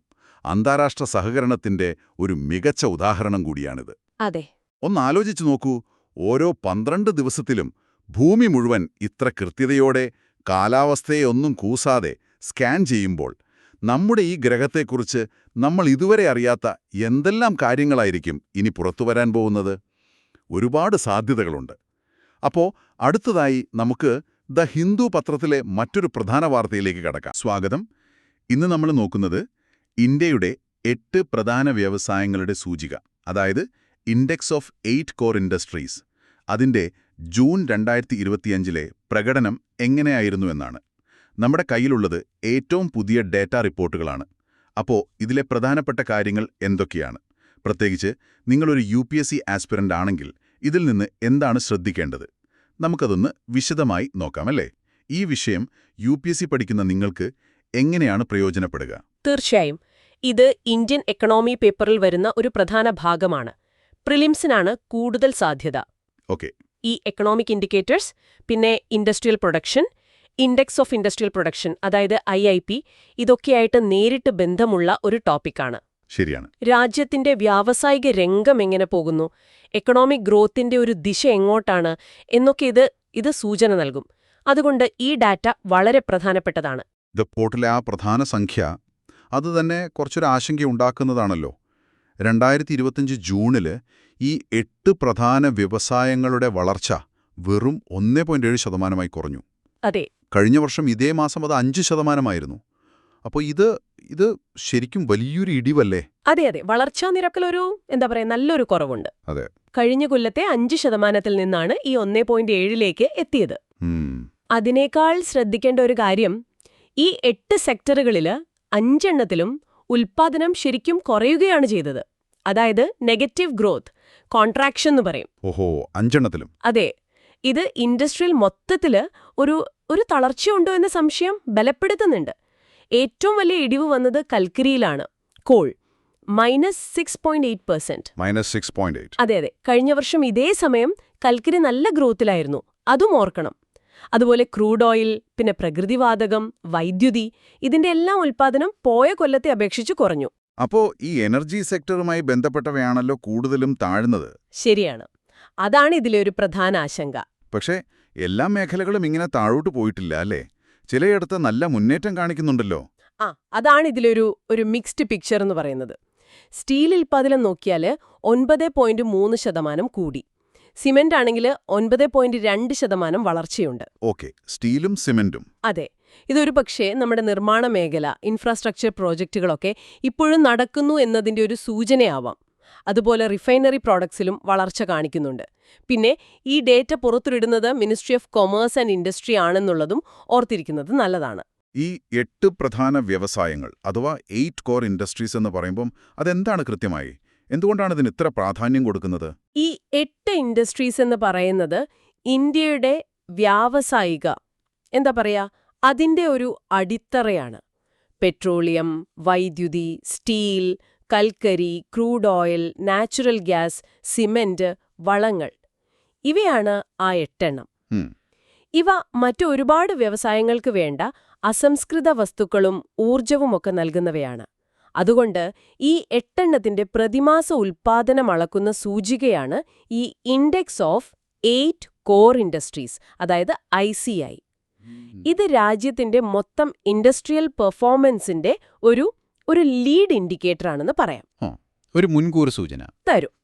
ഇതിന്റെ ഒരു പ്രാധാന്യം ശരിക്കും മനസ്സിലാവണമെങ്കിൽ നമ്മൾ രാജ്യത്തെ മൊത്തം വ്യാവസായിക ഉൽപ്പാദനം അളക്കാൻ ഉപയോഗിക്കുന്ന ഒരു സൂചികയുണ്ടല്ലോ, index of industrial production, IIP. ആ IIPയിൽ ഈ 8 കോർ ഇൻഡസ്ട്രീസിന് മൊത്തം 40.27% വെയിറ്റേജ് ഉണ്ട്. ഓഹോ, 40% കൂടുതൽ. അതെ. അതായത് രാജ്യത്തെ ഇൻഡസ്ട്രിയൽ ഔട്ട്പുട്ടിന്റെ 40%-ലധികവും വരുന്നത് ഈ 8 മേഖലകളിൽ നിന്നാണ്. അപ്പോൾ ഈ ICIയിൽ വരുന്ന മാറ്റങ്ങൾ സ്വാഭാവികമായും IIPയെ കാര്യമായിട്ട് സ്വാധീനിക്കും. അപ്പോൾ ഈ 8 വ്യവസായങ്ങൾ ഏതൊക്കെയാണെന്നും അവിടെ ആ ഒരു വെയിറ്റേജ് എങ്ങനെയാണെന്നും അറിയുന്നത് വളരെ പ്രധാനപ്പെട്ടതാണല്ലേ, പ്രത്യേകിച്ച് പരീക്ഷയ്ക്ക് തയ്യാറെടുക്കുന്ന നിങ്ങൾക്ക്? തീർച്ചയായും. അത് ആ വെയിറ്റേജ് കൂടിയതിൽ നിന്ന് കുറഞ്ഞതിലേക്ക് എന്ന രീതിയിൽ ഓർത്തുവെച്ചാൽ നല്ലതാണ്. ഏറ്റവും കൂടുതൽ വെയിറ്റേജ് പെട്രോളിയം റിഫൈനറി പ്രോഡക്ട്സിനാണ്, ഏകദേശം 28%. 28%. തൊട്ടു പിന്നാലെ ഇലക്ട്രിസിറ്റി, വൈദ്യുതി, ഏകദേശം 20%. പിന്നെ സ്റ്റീൽ, ഏകദേശം 18%. കൽക്കരി ഒരു 10% വരും. ക്രൂഡ് ഓയിൽ ഒരു 9%. Natural gas 7%-നടുത്ത്. സിമന്റ് ഒരു 5%-ത്തിൽ കൂടുതൽ. ഏറ്റവും കുറവ് വളങ്ങൾക്കാണ്, ഫെർട്ടിലൈസേഴ്സ്.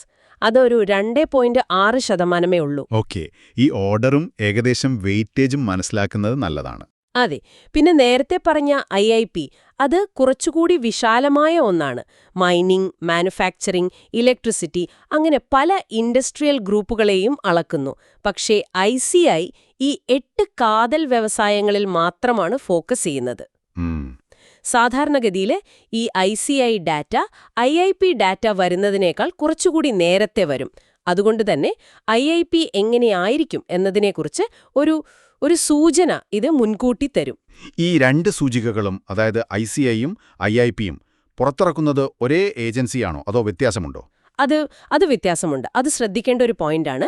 ഈ 8 കോർ ഇൻഡസ്ട്രീസിന്റെ സൂചിക ICI പുറത്തുവിടുന്നത് മിനിസ്ട്രി ഓഫ് കൊമേഴ്സ് ആൻഡ് ഇൻഡസ്ട്രിക്ക് കീഴിലുള്ള ഓഫീസ് ഓഫ് ഇക്കണോമിക് അഡ്വൈസറാണ്. Okay, office of economic adviser. അതേസമയം index of industrial production IIP പുറത്തുവിടുന്നത് ministry of statistics and programme ഇംപ്ലിമെന്റേഷന് കീഴിലുള്ള നാഷണൽ സ്റ്റാറ്റിസ്റ്റിക്കൽ ഓഫീസ്, അതായത് NSO ആണ്.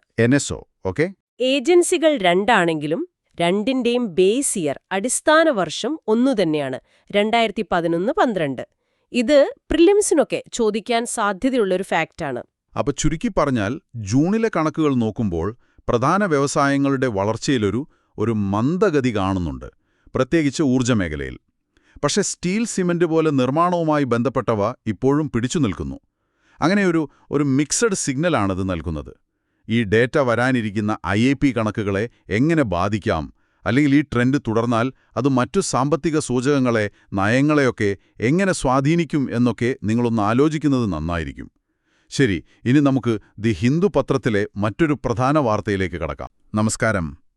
ഇന്നത്തെ നമ്മുടെ ഈ വിശകലനത്തിലേക്ക് എല്ലാവർക്കും സ്വാഗതം. നമ്മളിന്ന് സംസാരിക്കാൻ പോകുന്നത് മനുഷ്യന്റെ ചില പ്രവർത്തനങ്ങൾ ഭൂകമ്പങ്ങൾക്ക് കാരണമാകുമോ എന്നതിനെക്കുറിച്ചാണ്. ഹ്യൂമൻ ഇൻഡ്യൂസ്ഡ് എർത്ത്ക്വേക്സ് എന്ന് പറയും. മനുഷ്യനും ഭൂകമ്പങ്ങളും ഒരു വിശകലനം എന്ന ലേഖനത്തെ അടിസ്ഥാനമാക്കിയാണ് നമ്മളിത് ചർച്ച ചെയ്യുന്നത്. ഇതിന്റെ പിന്നിലെ ശാസ്ത്രമെന്താണ്, എന്തൊക്കെയാണ് പ്രത്യാഘാതങ്ങൾ, പിന്നെ UPSC പരീക്ഷയ്ക്ക് തയ്യാറെടുക്കുന്ന നിങ്ങൾക്ക് ഇതെത്രത്തോളം പ്രധാനപ്പെട്ടതാണെന്നും നമുക്ക് നോക്കാം, അല്ലേ? തീർച്ചയായും. UPSCയുടെ കാര്യത്തിൽ ഇത് വളരെ ശ്രദ്ധിക്കേണ്ട ഒരു വിഷയമാണ്. കാരണം ഇത് ഒന്നിലധികം വിഷയങ്ങളുമായി ബന്ധപ്പെട്ട് കിടക്കുന്നു. ജോഗ്രഫി, എൻവയോൺമെന്റ്, ഡിസാസ്റ്റർ മാനേജ്മെന്റ്, അങ്ങനെ പലതും. പ്രിലിംസിൽ നോക്കുകയാണെങ്കിൽ ഭൂകമ്പങ്ങൾ, ടെക്ടോണിക് പ്ലേറ്റുകൾ, പിന്നെ പരിസ്ഥിതി ഭാഗത്ത് കാലാവസ്ഥാ മാറ്റം, ഭൂഗർഭജലം അമിതമായി ഉപയോഗിക്കുന്നത്, അണക്കെട്ടുകൾ, ഇതൊക്കെ വരാം. ദുരന്ത നിവാരണവും ഇതിന്റെ ഭാഗമാണ്. ഇനി മെയിൻസിലേക്ക് വന്നാൽ GS paper 1-ൽ important geophysical phenomena എന്ന ഭാഗത്തും paper 3-ൽ disaster management, conservation, എൻവയോൺമെന്റൽ pollution, എൻവയോൺമെന്റൽ impact assessment, ഇതിന്റെ ഒക്കെ കീഴിൽ ഇത് വരും. ഓക്കെ. വികസനവും പാരിസ്ഥിതിക സുരക്ഷയും തമ്മിലുള്ള ഒരു ബാലൻസിനെക്കുറിച്ചുള്ള ചോദ്യങ്ങളിലും ഇത് തീർച്ചയായും പ്രസക്തമാണ്. അപ്പോൾ ഈ ഹ്യൂമൻ ഇൻഡ്യൂസ്ഡ് എർത്ത്ക്വേക്സ് എന്ന് പറഞ്ഞാൽ ലേഖനം പറയുന്നത് ഖനനം, പിന്നെ അമിതമായി ഭൂഗർഭജലം ഊറ്റിയെടുക്കുന്നത്, വലിയ ഡാമുകളിൽ വെള്ളം സംഭരിക്കുന്നത്, അതുപോലെ ഈ ഫ്രാക്കിംഗ് പോലുള്ള കാര്യങ്ങൾ, ഇതൊക്കെ ഭൂമിക്കടിയിലുള്ള ഭ്രംശരേഖകളിൽ, അതായത് ഈ ഫോൾട്ട് ലൈൻസിൽ ഉള്ള സമ്മർദ്ദത്തിൽ മാറ്റം വരുത്തി ഭൂചലനം ഉണ്ടാക്കുന്നു എന്നാണ്. ശരിയല്ലേ? അതെ, ശരിയാണ്. ആ സമ്മർദ്ദത്തിൽ മാറ്റം വരുത്തുന്നു. ഡൽഹി NCR ഭാഗത്തൊക്കെ ചെറിയ ഭൂചലനങ്ങൾ ഉണ്ടാകുന്നതിന് കാരണം അമിതമായ ഭൂഗർഭജല ചൂഷണമാണെന്നു ചില പഠനങ്ങൾ പറയുന്നുണ്ട്. അതുപോലെ മഹാരാഷ്ട്രയിലെ കോയന ഡാം 1967-ൽ അവിടെ വലിയൊരു ഭൂകമ്പമുണ്ടായില്ലേ? കോയന, അത് വളരെ പ്രധാനപ്പെട്ട ഒരു ഉദാഹരണമാണ്. അണക്കെട്ടിലെ ഭീമമായ ജലശേഖരം, അതിന്റെ ഭാരം, അതാണതിന് പിന്നിലെന്ന് പറയുന്നു. റിസർവോയർ ഇൻഡ്യൂസ്ഡ് സൈസ്മിസിറ്റി അഥവാ RIS. അതെ, RIS. നമ്മുടെ മുല്ലപ്പെരിയാറിന് ചുറ്റും ഇടയ്ക്ക് ചെറിയ ചലനങ്ങൾ റിപ്പോർട്ട് ചെയ്യുന്നതും ഇതുമായി ബന്ധപ്പെടുത്തി പറയുന്നുണ്ട്. കോയ്ന സംഭവം ശരിക്കും ഒരു അണക്കെട്ടിന് ഇത്രയും വലിയ ഇമ്പാക്റ്റ് ഉണ്ടാക്കാൻ പറ്റുമോ? പറ്റും. പക്ഷേ ഇവിടെ നമ്മളൊരു കാര്യം മനസ്സിലാക്കണം. മനുഷ്യന്റെ ഈ പ്രവൃത്തികൾ കാരണം പുതിയ ഭൂകമ്പങ്ങൾ ഉണ്ടാകുകയല്ല ശരിക്കും ചെയ്യുന്നത്. മറിച്ച് സ്വാഭാവികമായി ഭൂകമ്പ സാധ്യതയുള്ള പ്രദേശങ്ങൾ ഉണ്ടാകുമല്ലോ. അവിടെ ഓൾറെഡി സ്ട്രെസ്ഡ് ആയിട്ടുള്ള ഭ്രംശരേഖകളുണ്ടാകും. ഈ പ്രവർത്തനങ്ങൾ ആ ഫോൾട്ടുകളിലെ സമ്മർദ്ദ നിലയെ മാറ്റുന്നു. അപ്പോൾ ഒരു പക്ഷേ കുറച്ചുകാലം കഴിഞ്ഞ് സംഭവിക്കേണ്ട ഒരു ഭൂചലനം നേരത്തെയാകാം, അല്ലെങ്കിൽ അതിന്റെ തീവ്രതയിൽ മാറ്റം വരാം. ഓക്കെ. അപ്പോൾ സ്വാഭാവികമായുള്ളൊരു പ്രോസസ്സിനെ നമ്മൾ ട്രിഗർ ചെയ്യുന്നു. അതെ, ഒരു തരത്തിൽ ട്രിഗർ ചെയ്യുന്നു എന്ന് പറയാം. ഭൂമിയുടെ ആ ഒരു സന്തുലിതാവസ്ഥയെ നമ്മൾ ഡിസ്റ്റർബ് ചെയ്യുന്നു. കാലാവസ്ഥാ വ്യതിയാനം പോലും, അതായത് ഹിമാനികൾ ഉരുകുന്നത്, മഴയുടെ പാറ്റേൺ മാറുന്നത്, ഇതൊക്കെ ഭൂമിയുടെ പുറന്തോടിലെ ഭാരവിതരണത്തെയും സമ്മർദ്ദത്തെയും പരോക്ഷമായി ബാധിച്ച് ഇതിലേക്ക് കോൺട്രിബ്യൂട്ട് ചെയ്യാം. ശരിയാണ്. അപ്പോൾ പ്രിലിംസ് പോയിന്റ് ഓഫ് വ്യൂവിൽ നമ്മൾ ഓർത്തിരിക്കേണ്ട ചില പ്രധാന ആശയങ്ങൾ. ഒന്ന്, ഈ പറഞ്ഞ ഹ്യൂമൻ ഇൻഡ്യൂസ്ഡ് സൈസ്മിസിറ്റി, മനുഷ്യന്റെ ഇടപെടൽ കാരണം, അതായത് ഡാമിലെ ഭാരം, ലോഡിംഗ്, അല്ലെങ്കിൽ ഭൂഗർഭജലം എടുക്കുന്നത്, അൺലോഡിംഗ്, കാരണം ഭൂമിയുടെ പുറന്തോടിലെ സ്ട്രെസ് മാറുന്നത്. 2, റിസർവോയർ ഇൻഡ്യൂസ്ഡ് സൈസ്മിസിറ്റി അഥവാ RIS, കൊയ്ന ഉദാഹരണം. വലിയ ഡാമുകളിലെ വെള്ളത്തിന്റെ ഭാരം താഴെയുള്ള പാറകളിലും ഫോൾട്ടുകളിലും സമ്മർദ്ദമുണ്ടാക്കുന്നത്. 3, ഗ്രൗണ്ട് വാട്ടർ എക്സ്ട്രാക്ഷൻ ആൻഡ് സൈസ്മിസിറ്റി, ഭൂഗർഭജലം എടുക്കുമ്പോൾ പാറകൾക്കിടയിലെ ജലത്തിന്റെ മർദ്ദം, പോർ പ്രഷർ കുറയും. ഇത് ചിലപ്പോൾ ഭൂമി താഴാനും സബ്സിഡൻസ് ഫോൾട്ടുകളിൽ ചലനമുണ്ടാക്കാനും കാരണമാവാം. ഡൽഹിയിലെ കാര്യം പറഞ്ഞ പോലെ. അതെ. 4, ഫ്രാക്കിംഗ് അഥവാ ഹൈഡ്രോളിക് ഫ്രാക്ചറിംഗ്, എണ്ണയോ ഗ്യാസോ എടുക്കാൻ വേണ്ടി ശക്തിയായി ദ്രാവകം പമ്പ് ചെയ്ത് പാറ പൊട്ടിക്കുന്ന പരിപാടി. ഇതും ചെറിയ ഭൂചലനങ്ങൾക്ക് കാരണമാകാറുണ്ട്. മനസ്സിലായി. ഇനി മെയിൻസിന്റെ കാഴ്ചപ്പാടിലേക്ക് വരാം. ഇന്ത്യയെ സംബന്ധിച്ച് ഇത് കൂടുതൽ ഗൗരവമുള്ള വിഷയമാവുന്നത് എങ്ങനെയാണ്? വളരെ ശരിയാണ്. കാരണം ഇന്ത്യയിൽ ഉയർന്ന ജനസാന്ദ്രതയുണ്ട്, നഗരവൽക്കരണം കൂടുകയാണ്, ഊർജത്തിനും വെള്ളത്തിനുമുള്ള ആവശ്യം വർദ്ധിക്കുകയാണ്. അപ്പോൾ സ്വാഭാവികമായും വലിയ പദ്ധതികൾ വരും. അണക്കെട്ടുകൾ, ഖനനം, പിന്നെ കൃഷിക്ക് വേണ്ടി വലിയ തോതിൽ ഭൂഗർഭജലം ഊറ്റിയെടുക്കൽ, ഇതൊക്കെ വ്യാപകമാണ്. ഇതിൽ പലതും നടക്കുന്നത് ഹിമാലയം പോലെ ഭൂകമ്പ സാധ്യതയുള്ള മേഖലകളിലാണ് താനും. അതെ, അതാണ് പ്രശ്നം. ഇവിടെയാണ് വികസന ആവശ്യങ്ങളും ഈ പറയുന്ന പാരിസ്ഥിതിക ഭൗമശാസ്ത്രപരമായ റിസ്കുകളും തമ്മിലൊരു ക്ലാഷ് വരുന്നത്. ഗുണങ്ങളും ദോഷങ്ങളും ഉണ്ടല്ലോ. ഇല്ല, ശരിയാണ്. പക്ഷെ മറുഭാഗത്ത് കോയ്ന പോലുള്ള അപകട സാധ്യത നിലനിൽക്കുന്നു. പലപ്പോഴും കൃത്യമായ ആഴത്തിലുള്ള സീസ്മിക് ഇമ്പാക്ട് അസസ്മെന്റ് നടത്താതെയാവാം പദ്ധതികൾക്ക് അനുമതി കൊടുക്കുന്നത്. അത് ഗൗരവമുള്ള കാര്യമാണ്. ഡൽഹി പോലുള്ള നഗരങ്ങളിൽ ജനസാന്ദ്രത കാരണം ഒരു ചെറിയ ഭൂചലനം പോലും വലിയ ആഘാതമുണ്ടാക്കും. കാലാവസ്ഥാ വ്യതിയാനം ഈ പ്രശ്നങ്ങളെ കൂടുതൽ സങ്കീർണമാക്കുകയും ചെയ്യും. അപ്പോ ഇതിനൊരു പരിഹാരം, വികസനം വേണം, പക്ഷേ അത് സുരക്ഷിതമായിരിക്കണം. എങ്ങനെ മുന്നോട്ട് പോവാം? അതിന് പല തലത്തിലുള്ള നടപടികൾ വേണം. ഒന്ന്, ഞാൻ നേരത്തെ പറഞ്ഞ പോലെ വലിയ പദ്ധതികൾക്ക് വളരെ കർശനമായ ശാസ്ത്രീയമായ സീസ്മിക് ഇമ്പാക്ട് അസസ്മെന്റ് നിർബന്ധമാക്കണം. 2, ഭൂഗർഭജല ഉപയോഗത്തിന് ഒരു നിയന്ത്രണം വേണം. അണക്കെട്ടുകളിൽ വെള്ളം നിറയ്ക്കുന്നതിന് ശാസ്ത്രീയമായ മാനദണ്ഡങ്ങൾ വേണം, എപ്പോൾ, എത്ര അളവിൽ എന്നൊക്കെ. 3, നമ്മുടെ ഭൂകമ്പ നിരീക്ഷണ ശൃംഖലകൾ, മോണിറ്ററിംഗ് നെറ്റ്വർക്സുകൾ കൂടുതൽ ശക്തിപ്പെടുത്തണം, തത്സമയ ഡേറ്റ കിട്ടണം. ശരി. 4, ഭൂകമ്പ സാധ്യതയനുസരിച്ചുള്ള നിർമ്മാണ രീതികൾ, സോണിംഗ് നിയമങ്ങൾ കർശനമായി നടപ്പാക്കണം. കെട്ടിടങ്ങൾ അതിനനുസരിച്ച് ഡിസൈൻ ചെയ്യണം. പിന്നെ ഏറ്റവും പ്രധാനമായി ഈ വിഷയത്തിൽ ജനങ്ങൾക്കൊരു അവബോധം നൽകണം. എന്താണ് റിസ്ക്, എങ്ങനെ കുറയ്ക്കാം എന്നൊക്കെ. സുസ്ഥിരവും സുരക്ഷിതവുമായ ഒരു വികസനമാണ് നമ്മുടെ ലക്ഷ്യം. അപ്പോ ചുരുക്കി പറഞ്ഞാൽ മനുഷ്യന്റെ വികസന പ്രവർത്തനങ്ങൾക്ക് ഭൂമിയുടെ സ്വാഭാവികമായ താളക്രമങ്ങളെ വരെ സ്വാധീനിക്കാൻ കഴിയും. അതുകൊണ്ട് ഓരോ ചുവടുവെപ്പിലും അതിന്റെ പ്രത്യാഘാതങ്ങളെക്കുറിച്ച് നമ്മൾ ബോധവാന്മാരായിരിക്കണം എന്ന് ഈ വിശകലനം ഓർമ്മിപ്പിക്കുന്നു. തീർച്ചയായും. നിങ്ങളും ഒന്ന് ആലോചിച്ചു നോക്കൂ. നിങ്ങളുടെ ചുറ്റുവട്ടത്ത് നടക്കുന്ന വലിയ നിർമ്മാണങ്ങൾ, അല്ലെങ്കിൽ നിങ്ങളുടെ പ്രദേശത്തെ ജല ഉപയോഗ രീതികൾ, ഇതൊക്കെ നിങ്ങൾ നിൽക്കുന്ന മണ്ണിനടിയിലെ അവസ്ഥയെ എങ്ങനെയായിരിക്കും ബാധിക്കുന്നുണ്ടാവുക? നമ്മുടെ ഓരോ ഇടപെടലും പ്രകൃതിയിൽ എന്ത് മാറ്റങ്ങളാണ്, പ്രത്യേകിച്ച് ദീർഘകാലാടിസ്ഥാനത്തിൽ വരുത്തുന്നതെന്ന് നമ്മൾ വേണ്ടത്ര ശ്രദ്ധിക്കുന്നുണ്ടോ? അതൊരു പ്രധാന ചോദ്യമാണ്. ആ ഒരു ചിന്ത നമുക്ക് ഓരോരുത്തർക്കുമായി വിട്ടുകൊണ്ട് ഇനി നമുക്ക് ദി ഹിന്ദു പത്രത്തിൽ നിന്നുള്ള മറ്റൊരു പ്രധാനപ്പെട്ട വാർത്തയിലേക്ക് കടക്കാം. നമസ്കാരം. നമ്മളിന്ന് ദി ഹിന്ദു പത്രത്തിലെ ഒരു പ്രധാനപ്പെട്ട വാർത്തയാണ് ചർച്ച ചെയ്യുന്നത്. ആഴക്കടൽ ഖനനം അഥവാ ഡീപ് സീ മൈനിംഗ്. അതെ, വളരെ പ്രസക്തമായ ഒരു വിഷയം. തീർച്ചയായും, പ്രത്യേകിച്ച് UPSC പരീക്ഷ എഴുതുന്ന നിങ്ങൾക്ക്. ഇത് പ്രിലിംസിനും മെയിൻസിനും ഒരുപോലെ ശ്രദ്ധിക്കേണ്ട ഒന്നാണ്. ശരിയാണ്. പ്രിലിംസിലാണെങ്കിൽ അന്താരാഷ്ട്ര ബന്ധങ്ങൾ, പരിസ്ഥിതി, പിന്നെ ഭൂമിശാസ്ത്രമൊക്കെ വരും. മെയിൻസിലോ അവിടെ GS പേപ്പർ 2, അതായത് അന്താരാഷ്ട്ര സ്ഥാപനങ്ങൾ, പിന്നെ GS പേപ്പർ 3, പരിസ്ഥിതി സംരക്ഷണം, ശാസ്ത്ര സാങ്കേതിക വിദ്യ, ഇവിടെയെല്ലാം ചോദ്യങ്ങൾ വരാം. അപ്പോ എന്താണ് ഈ വാർത്തയുടെ കാതൽ? അന്താരാഷ്ട്ര സമുദ്രത്തിന്റെ അടിത്തട്ടിൽ നിന്ന് ധാതുക്കൾ എടുക്കുന്നതിനുള്ള നിയമങ്ങൾ, ഈ മൈനിംഗ് കോഡ് എന്ന് പറയില്ലേ, മൈനിംഗ് കോഡ്, അതുണ്ടാക്കുന്ന കാര്യത്തിൽ ഇന്റർനാഷണൽ സീബഡ് അതോറിറ്റി അഥവാ ISAക്ക് ഇപ്പോഴും ഒരു സമവായത്തിലെത്താൻ പറ്റിയിട്ടില്ല. അതാണ് പ്രധാന വിഷയം. ശരിയാണ്.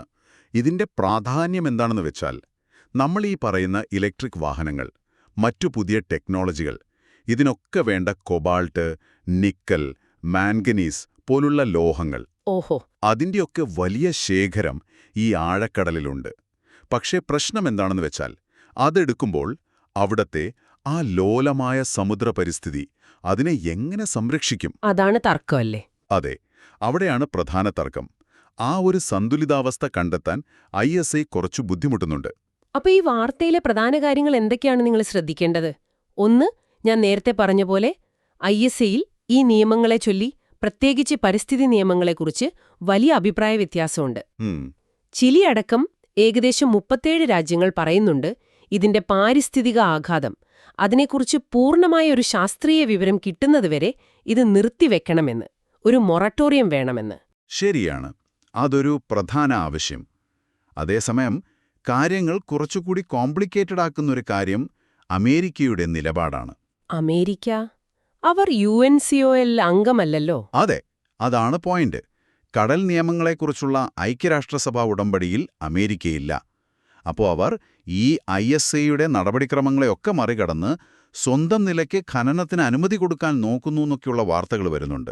ഓഹോ, അത് കാര്യങ്ങൾ വഷളാക്കുമല്ലോ. തീർച്ചയായും, അത് ഈ ചർച്ചകളെ കൂടുതൽ സങ്കീർണമാക്കുന്നുണ്ട്. മറുവശത്ത് പരിസ്ഥിതി സംഘടനകളും ചില രാജ്യങ്ങളും ശക്തമായി വാദിക്കുന്നുണ്ട്. ഈ ആഴക്കടലും അവിടത്തെ വിഭവങ്ങളും അത് ആരുടെയും സ്വന്തമല്ല, അത് മനുഷ്യരാശിയുടെ പൊതുപൈതൃകമാണ്, അതായത് common heritage of human kind. അത് സംരക്ഷിക്കണമെന്നാണ് വാദം. ഈ common heritage of human kind എന്ന ആശയം അത് പ്രധാനമാണ്. അപ്പോൾ പ്രിലിംസ് പരീക്ഷയ്ക്ക് വേണ്ടി നിങ്ങൾ ഓർത്തിരിക്കേണ്ട ചില അടിസ്ഥാന കാര്യങ്ങൾ എന്തൊക്കെയാണ്? പറയാം. പ്രധാനമായിട്ട് ഒരു 4 കാര്യങ്ങൾ ഓർക്കണം. ഓക്കെ. ഒന്നാമത്തേത് ഇന്റർനാഷണൽ സീബഡ് അതോറിറ്റി അഥവാ ISA. ഇത് 1994-ൽ UNCLOSന് കീഴിൽ വന്ന ഒരു സംഘടനയാണ്. ഹെഡ്ക്വാർട്ടേഴ്സ് ജമൈക്കയിലെ കിങ്സ്റ്റണിലാണ്. ഇവരുടെ പണി എന്താണെന്ന് വെച്ചാൽ, ഒരു രാജ്യത്തിന്റെയും അധികാരപരിധിയിൽ വരാത്ത കടൽഭാഗമില്ലേ, ദ ഏരിയ എന്ന് പറയും, ദ ഏരിയ, അവിടുത്തെ ധാതുഖനനം നിയന്ത്രിക്കുക. അതാണ് ISA. ശരി. രണ്ടാമത്തേത് UNCLOS തന്നെ, അതായത് UN convention on the law of the see, 1982. ഇതിനെ കടലുകളുടെ ഭരണഘടന എന്നൊക്കെ പറയാം. ഓ, സമുദ്രാതിർത്തി, വിഭവങ്ങളുടെ ഉപയോഗം, പരിസ്ഥിതി സംരക്ഷണം, ഇതിനൊക്കെയുള്ള നിയമങ്ങളുടെ ഒരു ചട്ടക്കൂടാണിത്. നിങ്ങൾ ഓർക്കേണ്ട കാര്യം, ഇന്ത്യ ഇതിൽ അംഗമാണ്, പക്ഷേ അമേരിക്കയില്ല. അത് പ്രധാനപ്പെട്ടതാണ്, അമേരിക്കയില്ല എന്നത്. അതെ. മൂന്നാമത്തത് നമ്മൾ നേരത്തെ പറഞ്ഞ common heritage of humankind. ആഴക്കടലും വിഭവങ്ങളും ഒരു രാജ്യത്തിന്റെയുമല്ല, മനുഷ്യരാശിക്ക് മുഴുവൻ അവകാശപ്പെട്ടതാണ് എന്ന UNCLOSലെ തത്വം. ഓക്കെ. നാലാമത്തെ പോയിന്റോ? നാലാമത്തേത് ഡീപ് സീ മൈനിംഗ് എന്താണെന്നുള്ളത്. അതായത് 200 മീറ്ററിൽ കൂടുതൽ ആഴത്തിലുള്ള കടൽത്തട്ടിൽ നിന്ന് ധാതുക്കൾ എടുക്കുന്ന പരിപാടി. പ്രധാനമായും പോളിമെറ്റാലിക് നോഡ്യൂളുകൾ, ഉരുളക്കിഴങ്ങ് പോലെ കിടക്കുന്ന ലോഹക്കട്ടകളാണ്. പിന്നെ കൊബോൾട്ട് റിച്ച് ക്രസ്റ്റുകൾ, പോളിമെറ്റാലിക് സൾഫൈഡുകൾ, ഇതൊക്കെയാണ് ലക്ഷ്യം. ശരി. അപ്പോ ഇത് പ്രിലിംസിനുള്ള അടിസ്ഥാന കാര്യങ്ങൾ. ഇനി മെയിൻസ് പരീക്ഷയുടെ കാഴ്ചപ്പാടിലേക്ക് വന്നാൽ, പ്രത്യേകിച്ച് ഇന്ത്യയുടെ താൽപ്പര്യങ്ങൾ അത് എവിടെയാണ് വരുന്നത്? ഇന്ത്യക്കിത് എത്രത്തോളം പ്രധാനപ്പെട്ടതാണ്? ഇന്ത്യയെ സംബന്ധിച്ച് ഇത് വളരെ സ്ട്രാറ്റജിക്കലി ഇമ്പോർട്ടൻ്റ് ആണ്. കാരണം ഇന്ത്യ ഈ രംഗത്തൊരു പയനിയർ ഇൻവെസ്റ്ററാണ്. Pioneer investor. അതായത് തുടക്കകാലം മുതലേ ഇതിൽ നിക്ഷേപം നടത്തിയ രാജ്യങ്ങളിലൊന്ന്. മധ്യ ഇന്ത്യൻ മഹാസമുദ്രത്തിൽ ഈ പോളിമെറ്റാലിക് നോഡ്യൂളുകൾ കണ്ടെത്താനും ഗവേഷണം നടത്താനും ISA ഇന്ത്യക്ക് ഏകദേശം 75,000 ചതുരശ്ര കിലോമീറ്റർ സ്ഥലം അനുവദിച്ചിട്ടുണ്ട്. ഓഹോ, അത്രയും വലിയ ഏരിയ. അതെ. പിന്നെ നമ്മുടെ ഡീപ് ഓഷൻ മിഷൻ എന്നൊരു പദ്ധതിയുണ്ടല്ലോ, അതും ഈ മേഖലയിലെ ഗവേഷണങ്ങൾക്ക് നല്ല ഊർജ്ജം നൽകുന്നുണ്ട്. ശരിയാണ്. അതുകൊണ്ട് തന്നെ ഈ പര്യവേഷണമൊക്കെ കഴിഞ്ഞ് ശരിക്കും ഖനനത്തിലേക്ക് കടക്കണമെങ്കിൽ ഈ മൈനിംഗ് കോഡൊന്ന് ഫൈനലാകേണ്ടത് ഇന്ത്യയുടെ ആവശ്യമാണ്. അപ്പൊ നിയമങ്ങൾ വരാതെ മുന്നോട്ട് പോകാൻ പറ്റില്ല. പിന്നെ ഈ അമേരിക്കയുടെ ഒറ്റയ്ക്കുള്ള നീക്കങ്ങൾ, അത് നമ്മൾ ഇന്ത്യ പിന്തുണയ്ക്കുന്ന ISA, UN ക്ലോസ് പോലുള്ള മൾട്ടിലാറ്ററൽ സിസ്റ്റംസ്, ബഹുമുഖ സംവിധാനങ്ങൾക്കൊരു ഭീഷണിയാണ്. അപ്പൊ ഇന്ത്യ ഖനനത്തെ ഒരു തരത്തിൽ സപ്പോർട്ട് ചെയ്യാനുള്ള കാരണങ്ങൾ എന്തൊക്കെയാവും? ഒന്ന്, ഈ കോബാൾട്ട്, നിക്കൽ പോലുള്ള ധാതുക്കൾക്ക് നമ്മൾ മറ്റ് രാജ്യങ്ങളെ ആശ്രയിക്കുന്നത് കുറയ്ക്കാം. തീർച്ചയായും അതൊരു പ്രധാന കാരണം. പിന്നെ ഇതൊരു പുതിയ സാമ്പത്തിക മേഖല തുറന്നു തരും, സാങ്കേതിക വൈദഗ്ധ്യം നേടാം, ഇതൊക്കെയാണോ? അതെ, അതൊക്കെയാണ് സാധ്യതകൾ. പക്ഷേ വെല്ലുവിളികളും നമ്മൾ കാണണം. ഏറ്റവും വലിയ പേടി പരിസ്ഥിതിയുടെ കാര്യത്തിലാണ്. ആഴക്കടലിലെ ആവാസ വ്യവസ്ഥ, അതിനെക്കുറിച്ച് നമുക്കിപ്പോഴും പൂർണ്ണമായ അറിവില്ല. ഖനനം അവിടത്തെ ജീവികളെ എങ്ങനെ ബാധിക്കും? അതൊരു വലിയ ചോദ്യമാണ്. ശരിയാണ്. അതുപോലെ ഈ ബഹുമുഖ സംവിധാനങ്ങളെ ദുർബലപ്പെടുത്താനുള്ള ശ്രമങ്ങൾ ഇന്ത്യയുടെ താൽപ്പര്യങ്ങൾക്ക് നല്ലതല്ല. പിന്നെ ഇതിനാവശ്യമായ ടെക്നോളജി, ഭയങ്കര പണച്ചെലവ്, അതൊക്കെ വലിയ വെല്ലുവിളികൾ തന്നെ. അപ്പോ ഈ ഒരു സാഹചര്യത്തില്, അതായത് വിഭവങ്ങളും വേണം, പരിസ്ഥിതിയും സംരക്ഷിക്കണം, ഇന്ത്യക്ക് എന്ത് നിലപാടെടുക്കാൻ പറ്റും? ഒരു സമതുലിതമായ സമീപനം അതെന്തായിരിക്കും? എന്റെ അഭിപ്രായത്തില് ഇന്ത്യ ISAയിൽ ഒരു ക്രിയാത്മകമായ പങ്ക് തുടർന്നും വഹിക്കണം. ശക്തവും വ്യക്തവും നീതിയുക്തവും അതേസമയം പരിസ്ഥിതിക്ക് ദോഷം വരാത്തതുമായ ഒരു മൈനിംഗ് കോഡിനു വേണ്ടി ഇന്ത്യ വാദിക്കണം. ഓക്കെ. ഈ UN ക്ലോസ് പോലുള്ള ബഹുമുഖ സംവിധാനങ്ങളെ ശക്തിപ്പെടുത്തണം. അമേരിക്കയുടെ പോലുള്ള ഏകപക്ഷീയമായ നീക്കങ്ങളെ എതിർക്കണം. പിന്നെ നമ്മുടെ ഡീപ് ഓഷൻ മിഷൻ വഴി R&Dയിൽ കൂടുതൽ ശ്രദ്ധിക്കണം. ഗവേഷണത്തിൽ കൂടുതൽ നിക്ഷേപം. അതെ. പിന്നെ ഈ ശാസ്ത്രീയമായ വ്യക്തത കുറവായതുകൊണ്ട് ഒരുപക്ഷേ ഈ മുൻകരുതൽ തത്വം അഥവാ പ്രിക്കോഷണറി പ്രിൻസിപ്പിൾ പരിഗണിച്ച് തൽക്കാലത്തേക്ക് ഒരു മൊറട്ടോറിയം വേണമെന്ന ആവശ്യത്തെ പിന്തുണയ്ക്കുന്നതിനെക്കുറിച്ചും ഇന്ത്യയ്ക്ക് ആലോചിക്കാം. അപ്പോൾ മൊറട്ടോറിയത്തെ പിന്തുണയ്ക്കാനും സാധ്യതയുണ്ട്. ആത്യന്തികമായി ലക്ഷ്യമിതാണ്: നമ്മുടെ വിഭവ സുരക്ഷയെ ഉറപ്പാക്കണം, പരിസ്ഥിതി സംരക്ഷണവും ഉറപ്പാക്കണം. ആ ഒരു ബാലൻസ് കണ്ടെത്തണം. ശരി. അപ്പോൾ ഇന്നത്തെ ഈ ചർച്ച നിങ്ങൾക്ക് ഉപകാരപ്രദമായി എന്ന് കരുതുന്നു. ഈ പറഞ്ഞ വിഷയങ്ങൾ ഇന്ന് തന്നെ ഒന്നുകൂടി ഓർത്തെടുക്കാൻ ശ്രമിക്കുക. അത് മനസ്സിൽ ഉറപ്പിക്കാൻ സഹായിക്കും. അതെ. നാളെ നമുക്ക് പുതിയ വിഷയങ്ങളുമായി വീണ്ടും കാണാം. എല്ലാവർക്കും നല്ലൊരു ദിവസം ആശംസിക്കുന്നു. All the best.